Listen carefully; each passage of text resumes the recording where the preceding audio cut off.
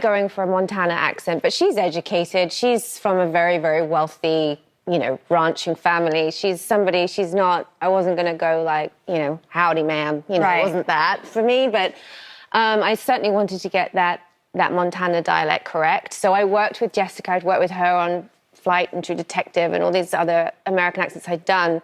But for Beth, it was more about the voice, because Kelly Reilly spent years working closely with Kevin Costner on Yellowstone. She called him the most generous actor she'd ever met. But when the cameras stopped rolling, she saw a different side. During the show's explosive final season, Kelly witnessed something that confirmed what Hollywood insiders had whispered for years. She watched Costner make a decision that revealed his true character. Now she's ready to tell the world what she discovered. Kelly Reilly was born on July 18, 1977, in Chessington, Surrey. Her father worked as a police officer, facing danger and hardship every day. Her mother was a hospital receptionist, juggling long shifts and the endless demands of patients and doctors. Life at home was simple. There was no luxury. Every pound mattered. Kelly grew up in a small house, surrounded by the values of hard work, honesty, and resilience. The world of show business seemed like something from another planet. Her parents were ordinary people, and they never imagined their daughter would one day become a star. That's what makes her journey so incredible. At school, Kelly was the quiet one. She went to Tolworth Girls' School, where she kept to herself. She was shy, almost invisible. She didn't have many friends, and teachers often overlooked her. But everything changed when she stepped into the drama room. That space gave her a voice. It was the first place where she felt seen. She started small, taking on little parts in school plays. Slowly, she found courage. Applause from an audience became fuel. A kind word from a teacher felt like a spark. Over time, she went from a timid girl to a confident performer. Drama gave her a way out of the shadows. In the classroom, though, Kelly struggled. Subjects like maths and science filled her with dread. The strict, exam-driven system left her feeling lost. She didn't fit into the mold of a model student. But drama saved her. It became her escape. While others saw failure in her grades, she found success on stage. She could create, imagine, and feel free. It was proof that the standard path wasn't for everyone. When she was just 16, Kelly made a bold move. Instead of waiting for a chance, she wrote letters every week to the casting team of Prime Suspect. She wouldn't take no for an answer. Her determination paid off. In 1995, she landed a role in Prime Suspect 4, Inner Circle. She played Polly Henry, a troubled schoolgirl framed for murder by her own mother. The role was dark and demanding, far from the usual parts offered to girls her age. The episode aired on May 7, 1995.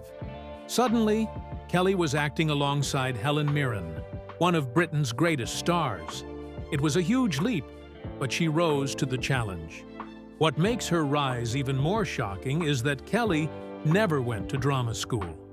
She didn't attend RADA or Lambda like so many others. Instead, she learned through experience. She joined weekly showcases in London, performing in front of agents and casting directors. It was raw and risky, but it worked. She even tried a drama course one summer and hated it. She preferred to learn by doing, and that approach shaped her unique style. Without formal training, she earned respect through talent alone. Working with Helen Mirren changed her life. On set, Mirren became a mentor. The two worked together again in 2001, when Kelly played the younger version of Mirren's character in Last Orders.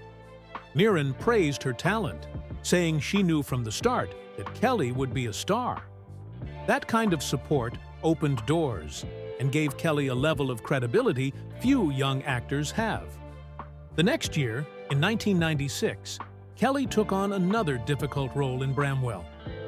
She played Kathleen Lasso, a young woman haunted by trauma. The part demanded depth and vulnerability, and she delivered. Critics noticed. Directors noticed. Kelly proved she could bring damaged, complex characters to life in a way that felt real.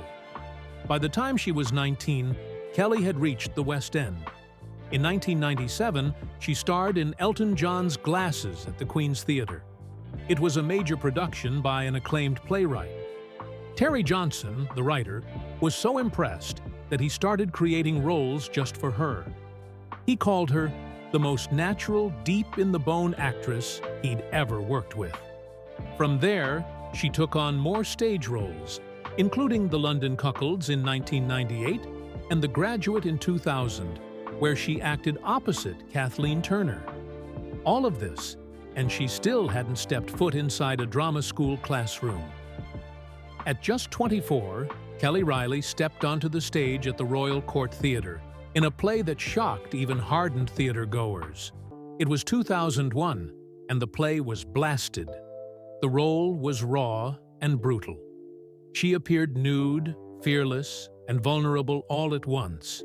The Times didn't hold back. They called her theatrical Viagra.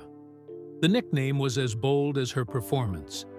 Audiences were left stunned. Critics scrambled for words.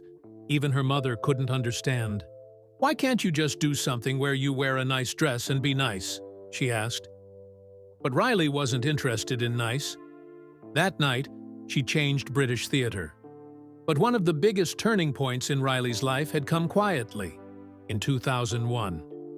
In Dublin, she worked with Carol Rice on the Yalta game. For Reilly, this was more than a role. It was her masterclass. Rice was a legend. He taught her to dig deeper, to trust her instincts, to let herself be vulnerable. Reilly would later say, "There is no way I would have been able to do Miss Julie if I hadn't done that play." That experience shaped everything that followed. It gave her the confidence and the skill that would define her career. 2 years later, she made history again. At the Donmar Warehouse, she played Julie in After Miss Julie. The performance was so powerful, so real, that she became the youngest actress ever nominated for Best Actress at the Laurence Olivier Awards. These awards are the top honor in British theatre. Usually, the nominees are veterans, but Reilly stood among them, fearless and untrained by any formal drama school. Her rise was built on pure talent and determination. London couldn't stop talking about her. The critics said she was mesmerizing, and she was just getting started. By 2006, her reputation had reached one of Britain's top playwrights. Terry Johnson had worked with her before. But now he wanted to write a play just for her. He called it Piano Forte. He said she was the most natural, deep-in-the-bone actress he had ever worked with.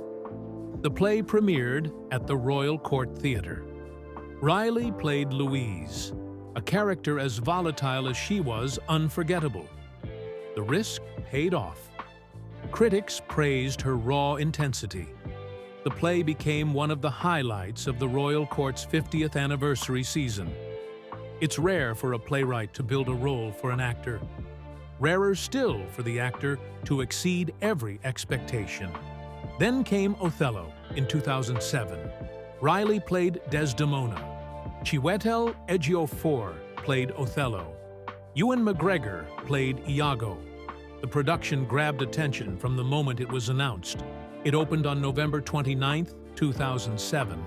It wasn't just about star power. It tackled race, jealousy, and violence in a way that felt urgent and real. At a time when the UK was struggling with issues of diversity, the play hit hard.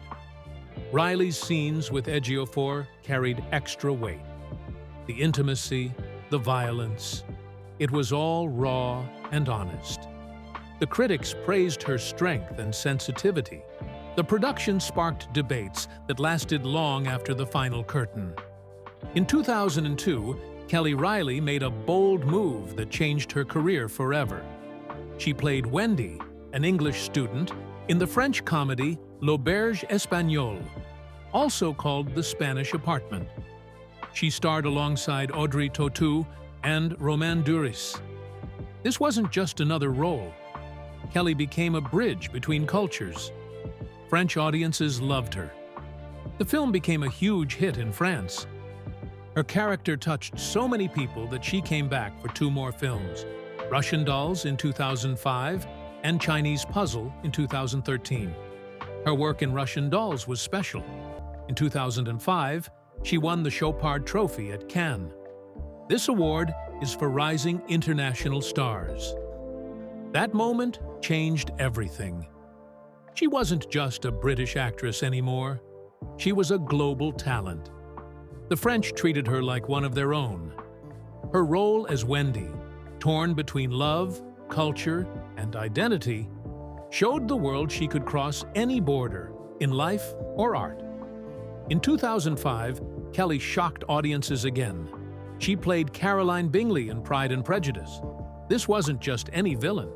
As Miss Bingley, she was cold, clever, and cruel. She wasn't just a snob. She was a woman fighting to stay on top in a world where class was changing fast. People didn't just hate her. They admired her. The film made more than $120 million worldwide. That meant millions saw Kelly's icy stares and cutting lines. Her Miss Bingley wasn't easy to forget. Critics still talk about it. With this role, Kelly became known as one of the best to ever play that part. And she proved she could go from comedy to classic villain without missing a beat. In 2008, Kelly took on her first lead role in a film. Eden Lake was a British horror movie that left people shaken. She played Jenny, a gentle teacher who goes on a weekend trip with her boyfriend, played by Michael Fassbender. What starts as a romantic getaway turns into a nightmare. A gang of teenagers turns violent. The film didn't give people the ending they expected. There was no last-minute victory, no happy escape. The ending was so dark that Kelly warned the director, saying people would hate it, but she loved it. The horror felt real. Her performance was raw and powerful. She showed how Jenny went from kind to desperate and fierce. Eden Lake won Best Horror at the 2009 Empire Awards. Critics called it one of the most disturbing British horrors of the century. The role left such a mark on Kelly that she stayed away from horror for years after. In 2004, Kelly did something few dared. She took a role in The Libertine, a film that shocked many. Johnny Depp played John Wilmot, the Wild Earl of Rochester. The film showed a world full of sex, scandal, and ruin. Kelly played Jane, a prostitute trying to survive in that world. The film didn't hide anything. It showed everything: the dirt, the danger, the darkness. Kelly's choice to play Jane was brave. After fighting against typecasting, she showed she wasn't afraid of tough roles. Her performance caught people's attention. Some critics hated the film's excess. Others praised its brutal honesty. But for Kelly, it was clear. She wasn't going to let anyone put her in a box. Kelly Reilly seemed to be living a dream when she got engaged in 2007. She was a rising star in British theater and film. Her fiancé, Jonah Lotan, was an Israeli actor known for his work in 24 and Generation Kill. They met in New York. Their connection was instant. They became inseparable, following each other across continents. Reilly even joined him on location in Namibia while he filmed. She once called him just heaven. Everything pointed to a happy ending. But by 2009, the engagement was suddenly over. No one really knew why. Reilly stayed silent, only saying it was a bit complicated. The breakup left her shaken. Friends saw how hard it hit her. People whispered about the pressures of their busy lives, but she never explained what truly happened. The mystery only grew. Then came another turn in her life. In 2010, at a wedding in Texas, she met Kyle Bauer. He was a financier. The connection was immediate, but geography got in the way. Reilly lived near Sussex. Barr lived in New York. Their early relationship was filled with constant flights, jet lag, and time apart. Reilly said she spent a lot of time on aeroplanes and felt torn about moving. The distance was hard. It tested their love. Reilly admitted to friends that she felt unreliable, always on the move and unsure of where she'd be next. The glamorous image of international romance hid how exhausting it really was. By 2012, things nearly fell apart. The pressure of long-distance love, busy careers, and two different worlds left them at a crossroads. Reilly's Hollywood career was taking off. Barr's work kept him in the U.S. They had to choose, and they chose each other. On June 5, 2012, they married in Somerset. The countryside setting made it feel magical. Reilly later called it a magical afternoon. It was a leap of faith. Everything could have ended, but instead, they built a life together. During these hard times, acting became more than a job for Reilly. It became a way to survive. After what she called a really terrible breakup, believed to be with Lotan, she felt fragile. Taking on tough roles helped her heal. She said playing strong characters helped her toughen up. It was like therapy. Acting let her borrow strength from the roles she played. This gave her energy and helped her process her pain.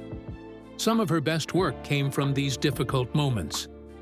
Through all of this, one small figure brought comfort: their miniature Schnauzer. The dog became a steady presence in their lives. The Schnauzer traveled with them between England, New York, and Montana during filming. Reilly shared sweet moments with their dog: hikes, mornings by the lake, and quiet evenings at home. The dog gave them a sense of home, no matter where they were. When Kelly Reilly starred in Blackbox in 2014, she played Dr. Catherine Black, a brilliant neuroscientist who secretly lived with bipolar disorder. Right from the first episode, the show sparked a storm of debate. Viewers watched as Dr. Black, lost in untreated mania, believed she could fly, and nearly fell to her death. Some people praised the raw honesty of the scenes. Others, especially those living with bipolar disorder, felt hurt. They said the show turned the illness into a harmful stereotype. Instead of showing the real struggles, they felt it made the condition look like a wild mood swing between good and evil. As the story went on, the criticism grew. Many asked how a scientist could hide such a serious illness from everyone around her for so long. The creator, Amy Holden Jones, had based the story on her own father's battle with bipolar disorder. She wanted it to feel real, but the result divided people. Some thought the show made mental illness seem like a dramatic thrill. Others saw moments of truth, especially in how it showed the dangers of stopping medication or the false charm of mania. The debate proved how difficult it is for TV shows to handle mental health topics without upsetting viewers. Blackbox didn't last long. ABC canceled it after just one season. The show had 13 episodes, airing from April 24 to July 24, 2014. It started with decent numbers. The first episode got a 1.5 rating in the 18 to 49 age group and pulled in 6.87 million viewers. But the numbers dropped fast. By the last episodes, the show had fallen to a 0.6 rating and just 3.72 million viewers. That was nearly half of the original audience gone. The fall was shocking, especially since the show had big names like Vanessa Redgrave and was given a straight-to-series order. The cancellation left many of the storylines unfinished, including what would happen to Dr. Black's career. Fans were angry. They felt the show got axed because it dared to show uncomfortable truths about mental illness. The failure became an example of how network TV in America often struggles to keep shows alive when they take risks and challenge viewers. After Blackbox, Reilly took a big role in True Detective Season 2 in 2015. She played Jordan Semyon, the wife of Vince Vaughn's character. This season had huge expectations after the first season was a hit, but it didn't go well.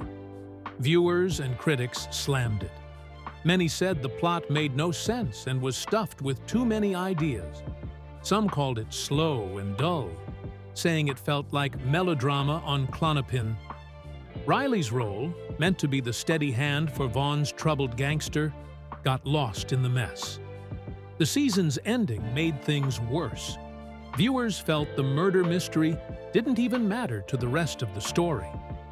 The backlash was so bad that this season is still remembered as one of HBO's biggest letdowns, no matter how famous the cast was.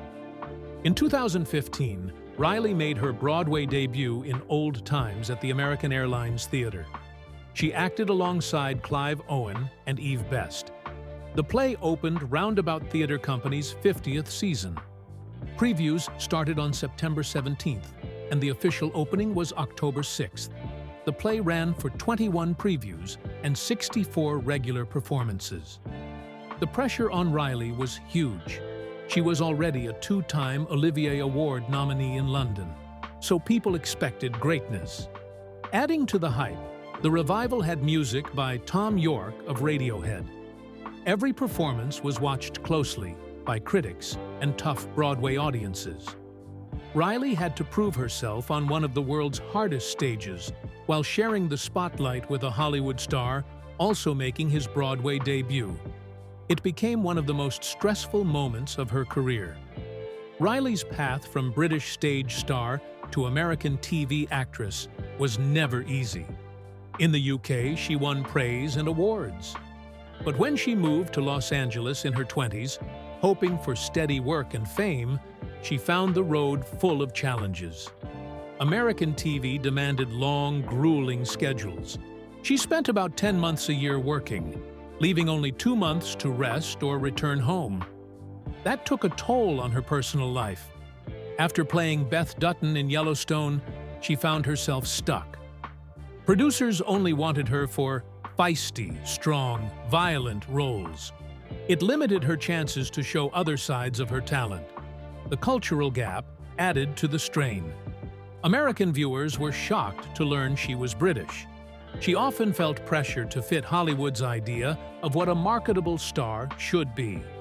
In 2017, Reilly was ready to leave Hollywood behind. She had plans to move to the English countryside with her husband, far away from the noise and pressure of show business. Acting in a Western was the last thing on her mind.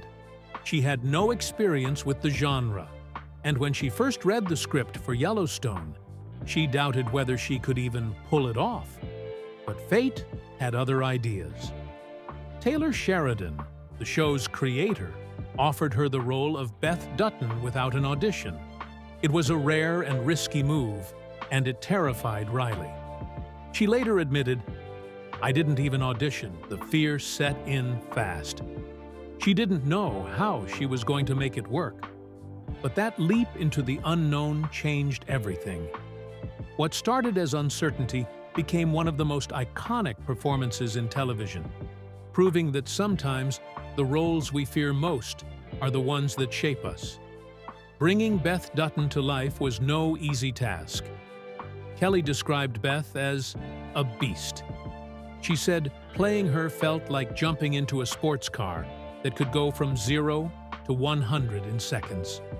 To protect herself from the darkness of the character, she imagined locking Beth in a box with a padlock when she wasn't filming. She kept to herself during the first season, afraid that stepping out of character would ruin the illusion. She filled notebooks with thoughts and notes from Sheridan, who sometimes called her at midnight to talk about Beth's mind. The physical demands were just as intense. After Beth's explosion scene in Season 3, Kelly endured 3 a.m. makeup sessions. She wore 45 burn prosthetics, each carefully painted to look real. The emotional toll was so heavy that Kelly sometimes watched episodes and had no memory of filming certain scenes. She once said, "Playing Beth is like going into battle for 4 months each year." It was a fight to stay sane while diving into Beth's pain and rage.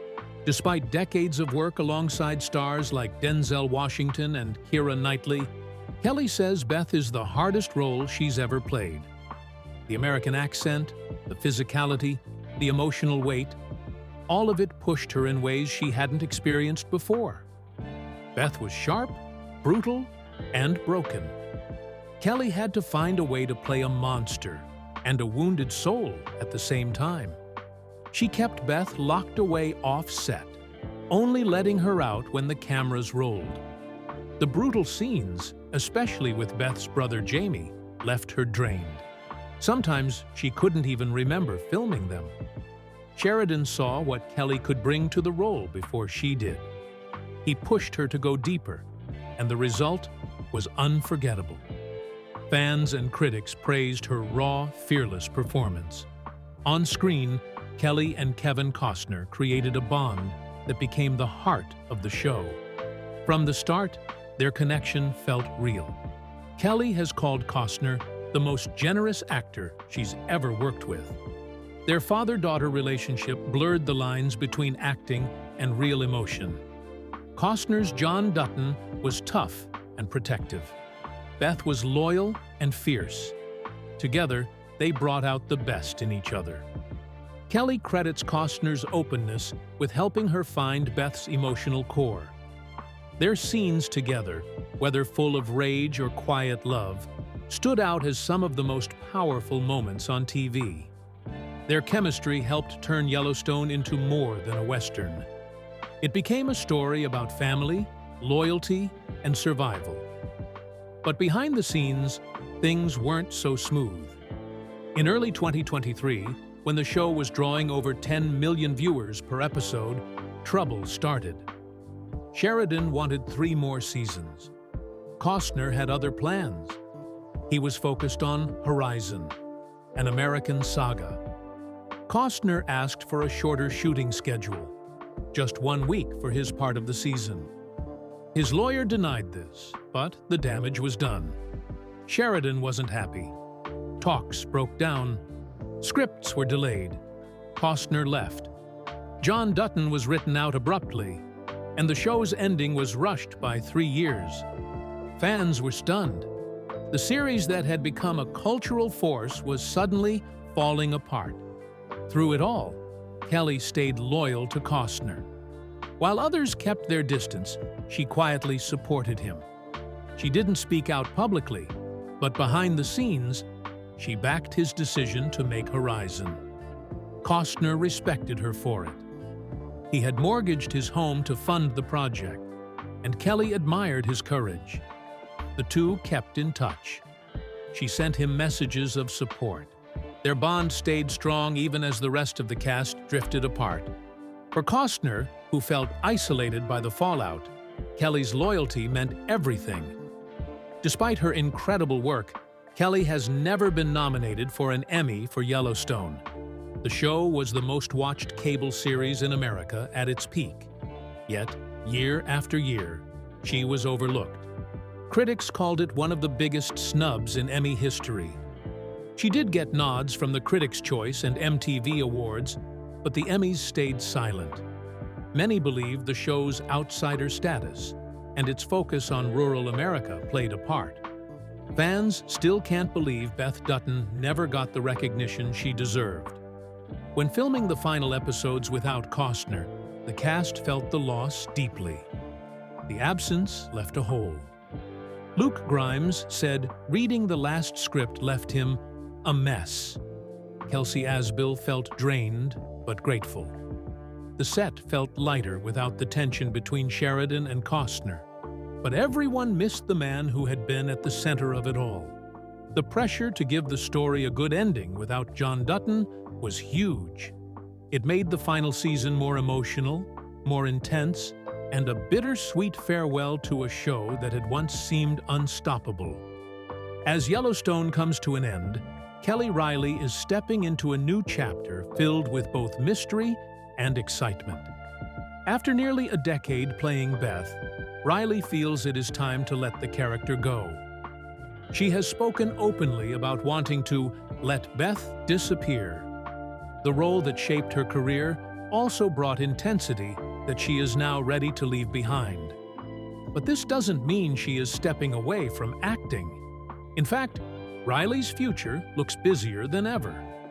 In 2025, she will take on 2 major new projects. The first is Under Salt Marsh, a crime thriller from Sky. Reilly will play Jackie Ellis, a former detective who has become a teacher. The story follows her as she investigates the death of an 8-year-old student in a small Welsh town battered by storms. This 6-part series is very different from the Montana landscapes of Yellowstone. It focuses on dark secrets, personal struggles, and a community searching for redemption. The second project is Last Meals. Reilly will star alongside Samuel L. Jackson. The film tells the story of a disgraced chef and a man on death row. Together, they explore themes of guilt, regret, and human connection. The movie blends social issues with emotional drama in a fresh and powerful way. Both of these projects are already in production. Under Salt Marsh will begin filming later this year.